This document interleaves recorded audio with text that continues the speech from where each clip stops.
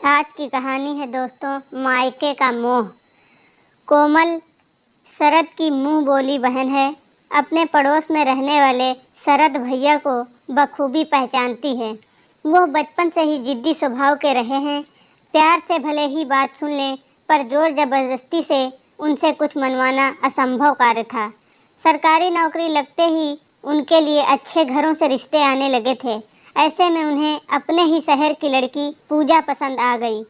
पूजा के पिता कपड़ों के व्यवसायी थे। शहर में अच्छा भला नाम था उनका। 3 भाइयों की अकेली बहन पूजा परिवार की राज दुलारी थी। जब तक माता पिता जीवित रहे, खूब मान दान होता रहा और वो भी मायके के नाम पर वैसे ही इतराती रही जैसे उसकी पूंछ मायके में कभी कम न होगी। 6 महीने पहले जब पिताजी गुजरे तो जैसे उसकी दुनिया ही लुट गई। अपने घर परिवार का मोह त्याग कर वहीं रहने लगी। एक बार बेटा मना कर वापस लाया भी, पर पूजा अम्मा को संभालने की बात कहकर सबसे लड़कर मायके वापस चली गई। पुरुष का हृदय तो एक साथ कई लोगों के स्नेह को संभाल लेता है, मगर स्त्री के लिए मुश्किल होता है। प्रेमी या पति, मायका या ससुराल, बेटी या बहू में अक्सर एक को ही चुन पाती है, क्योंकि स्वभावतः एक निष्ठ प्रेम ही निभाने में यकीन करती है। बस इसी तर्ज पर वो पिता के घर को ही अपना घर मानती रही। पति व बेटे भी इस अगाध मोह को देखते हुए किसी तरह एडजस्ट कर रहे थे। वो रुकने से भी कहाँ रुकती थी, तो उन्होंने भी उसे हर हाल उसके हाल पर छोड़ दिया। पिताजी के जाने का गम माँ से सहा नहीं गया, तो पिछले माह उन्होंने भी दम तोड़ दिया। अब पूजा हवास सी वहीं रहने लगी। किसी हाल में घर आना नहीं चाहती। उसका अपने घर के प्रति प्रेम को देखते हुए शरद भैया भी ऊब चुके थे। आना जाना और वापस बुलाना ही छोड़ दिया। इसके बाद से वो अपने लोगों की आंखों में खटकने लगी। कब जाएगी ये? जब तक माँ बाप थे समझ में आता था, उनकी देख रेख में सहूलियत होती थी, पर अब ना जाने किसके मोह में यहाँ पड़ी है। पता नहीं इनके पति भी कैसे हैं, जैसे कोई मतलब ही नहीं, लेने भी नहीं आते। मेरे पति तो साथ जाते हैं और साथ ही ले आते हैं, मायके में छोड़ते ही नहीं। अरे मेरे साथ भी यही होता है। अक्सर उसके पीठ पीछे बड़ी और छोटी भाभियाँ कानाफूसी करती, फिर भी उनकी बात को दिल पर लिए बिना वो पूरे मन से लगी रहती। भाइयों भतीजों को उनके पसंद की चीज़ें बनाकर खिलाना, माँ की अलमारी खोलकर उनके कपड़े ठीक करना और उनके बिस्तर पर लेटना जैसे उसके शरीर में जान भरता था। उम्र भर का रिश्ता यूं ही कहाँ छूटता है, उसे छूटते छूटते पूरी उम्र निकल जाती है। बड़ी बहन होने के नाते दोनों भाई बहुत इज्जत करते थे। उसके खिलाफ कोई कुछ ना बोलता।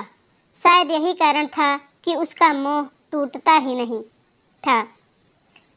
भाभियों का क्या था, उन्हें तो 24 घंटे वाली मुफ्त की नौकरानी जो मिल गई थी, जबकि पैसों के आगे भी काम संभालने वाले नसीब से मिलते हैं। यहाँ तो बिल्ली के भाग्य से सीका टूटा था।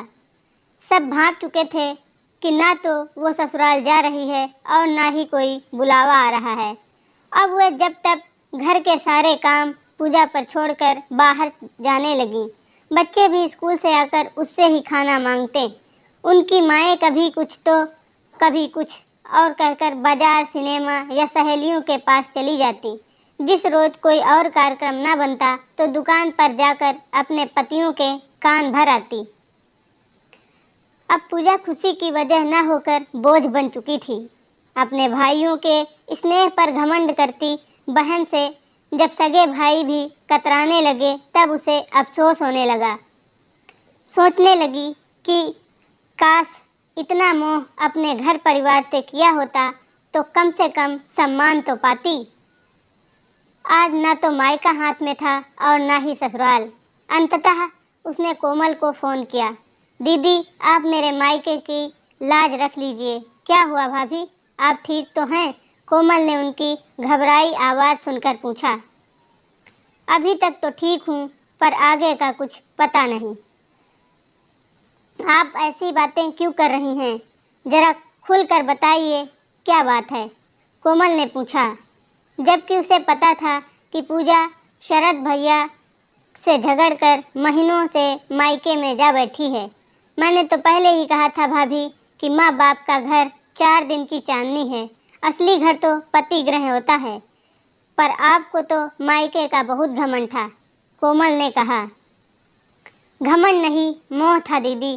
अब वो भी भंग हो गया है। शरद से लड़कर यहाँ आई थी। अब अगर खुद से लौटी तो वो सारी उम्र जली कटी सुनाएंगे। अगर अभी यहाँ से ना निकली तो वापस कभी नहीं आ पाऊंगी। यही काम करके मर जाऊंगी। अच्छा भाभी, मैं कुछ करती हूँ, कहकर कोमल ने फ़ोन रख दिया। घर की लक्ष्मी घर में ही अच्छी लगती है शरद भैया। आप भाभी को ले आइए। सुबह सुबह आंटी से टिफ़िन बनाना होता नहीं है। आखिर बच्चे कितने दिनों तक बाहर का खाएंगे। उसने समझा बुझाकर शरद भैया को पूजा भाभी को मायके से वापस लाने के लिए भेजा। जब वो आई तो उन्हें देखकर दिल धड़ से रह गया। आंखें अंदर तक धंस गई थी, चेहरे की हड्डियां निकल आई थी, वजन 10 किलो तक कम हो गया था। ये आजकल की लड़कियां मायके बुहार लेंगी, मगर अपने घर की रानी बनकर रहना भी रास नहीं आता इन्हें। सास ने तंज मारा तो पूजा के पास ना तो ताकत थी और ना ही पुराना वाला जोश कि पलटवार करती। चुपचाप अपने कमरे में चली गई और तकिए में मुंह छुपाकर देर तक रोती रही। ऐसा लगा कि जैसे आज सचमुच अपने घर आई हो। महसूस हो गया था कि जब तक माँ बाप हैं तभी तक वो घर अपना है। मायके की गलियाँ तभी तक खूबसूरत हैं जब तक आपके बचपन को पहचानने वाली नजरें जिंदा हैं, वरना अपना घर ही सबसे सुंदर होता है। मन बदलने की क्या ज़्यादा चाहत हो तो सैर सपाटे के लिए पार्क, बाजार और सिनेमा घर है ना।